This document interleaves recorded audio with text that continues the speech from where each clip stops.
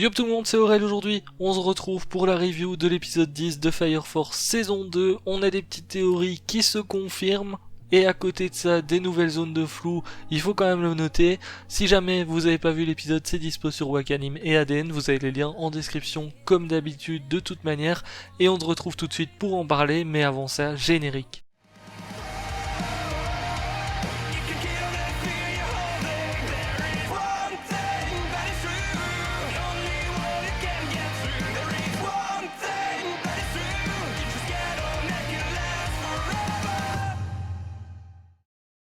On va commencer cette review par le combat Shinra contre Tempe, même si je compte bien évidemment aussi la partie contre Ogun dedans, parce que c'est vrai que c'était hyper cool dans le dernier épisode. Ici Shinra eh bien, a une seconde pour détruire Tempe, tout simplement parce que la femme en noir ne peut lui donner des pouvoirs que pendant une seconde. Sauf que Shinra, on le sait, il abandonne pas pour autant, donc en une seconde, il arrive à battre Tempe.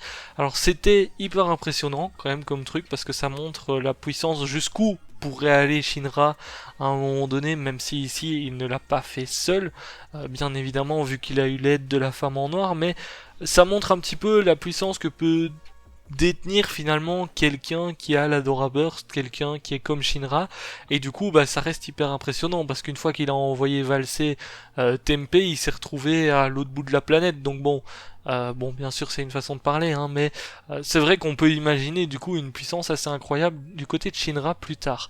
Alors le truc qui était assez intéressant, c'est de voir justement comment Tempe s'est transformé en torche humaine, parce que il a rencontré le grand prédicateur quand il était au bout de sa vie, il avait tout perdu, il a rencontré le grand prédicateur, et le grand prédicateur lui a donné en soi une seconde vie, parce que c'est un petit peu ça qui est fait, hein. Quand le grand prédicateur transforme Tempe, c'est comme s'il terminait avec sa vie d'avant pour en avoir une nouvelle. Et du coup, Tempe, finalement, il est du côté du grand prédicateur, parce que c'est un second souffle, hein, tout simplement, qu'il a eu grâce à lui. Alors c'était hyper intéressant d'avoir ça, et surtout parce qu'on a appris que le grand prédicateur, il est sorti d'une espèce de monde parallèle, on va dire ça comme ça, et c'est quelque chose qu'on avait déjà vu dans un épisode précédent, vu que c'était sur la map que Shinra avait de la péninsule. Je crois que c'est Shinra qui en parlait le premier épisode où ils sont arrivés justement dans la péninsule. Il avait une map dans les mains, et on voyait que l'Est était complètement coupé de l'Ouest, et il y avait une zone, enfin il manquait quelque chose entre les deux en fait, tout simplement. Il manquait clairement le centre un petit peu de tout ça, et on peut imaginer que le grand prédicateur vient de là. Alors est-ce que ça représente vraiment un monde parallèle ou pas? Ça reste à voir, parce que ça reste quand même, je trouve que ça reste un petit peu flou actuellement encore. Peut-être qu'on aura un petit peu plus d'informations un petit peu plus tard, mais pour le moment je trouve ça encore un petit peu flou.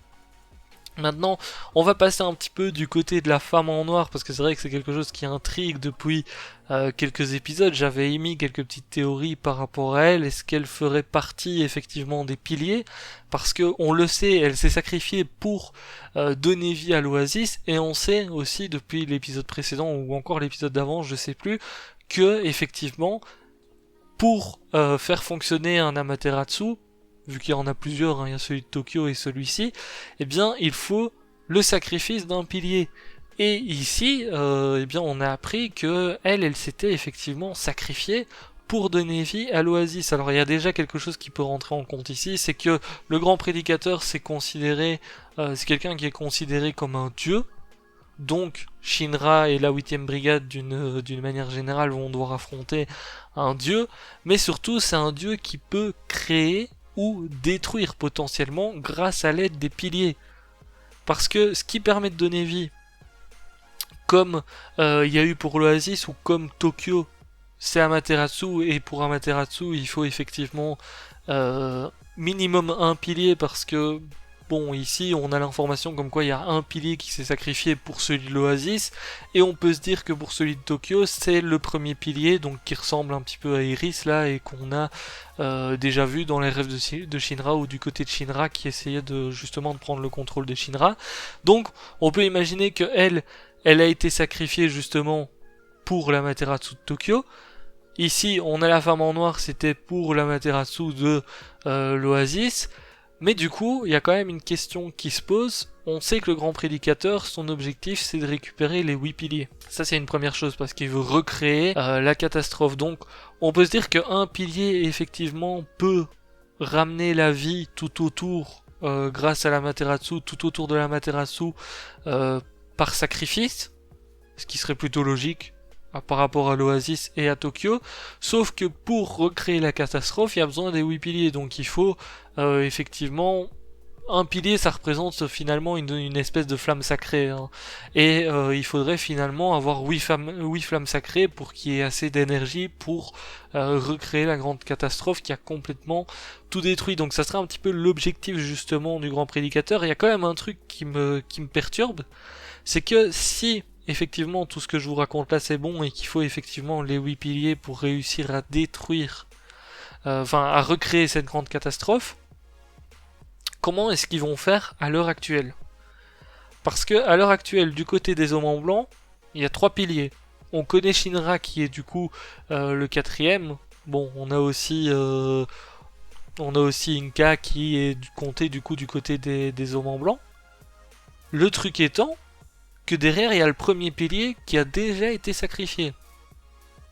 Donc, est-ce que effectivement en tant que déjà sacrifié, il faudrait en récupérer un autre encore en plus de piliers, ou bien est-ce que il suffit simplement de sacrifier les 7 autres peut-être pour recréer cette grande catastrophe? C'est la question que je me pose, parce que malgré qu'on ait eu des éléments de réponse, qu'on ait eu des petites confirmations sur les théories que je vous ai sorties justement dans les derniers épisodes, parce que là ça explique complètement la haine qu'a celle qui ressemble, qu'au premier pilier qui ressemble à Iris, ça explique complètement la haine qu'elle a envers les humains. Elle veut se venger un petit peu parce qu'elle a été sacrifiée, on a la confirmation un petit peu de tout ça, mais il y a quand même des histoires un petit peu floues là-dedans, et l'histoire par exemple du sacrifice des 8 piliers pour recréer la grande catastrophe, je trouve que ça reste un petit peu flou vu qu'il y a déjà un pilier de sacrifié. Donc bon voilà, ici on peut compter aussi, d'ailleurs dans le dernier épisode j'avais raconté toute mon histoire avec un pilier qui serait d'une autre génération. On peut dire que la femme en noir c'est le pilier d'origine, c'est le premier pilier qui est apparu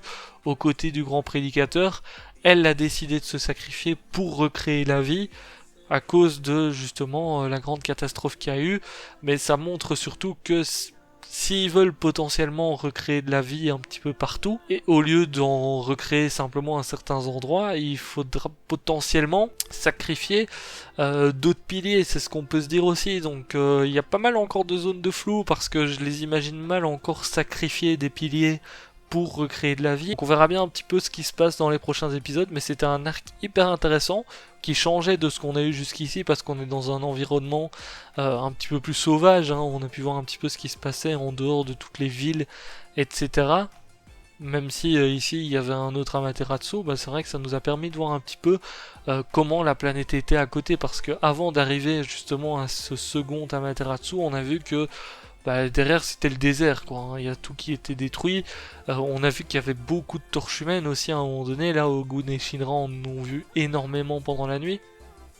Donc on peut imaginer que le reste du monde c'est un petit peu tout ça. Sur ce, écoutez, je vous laisse là, je vous dis à très bientôt pour cette review. N'hésitez pas à me dire ce que vous en avez pensé en commentaire. Ciao, ciao.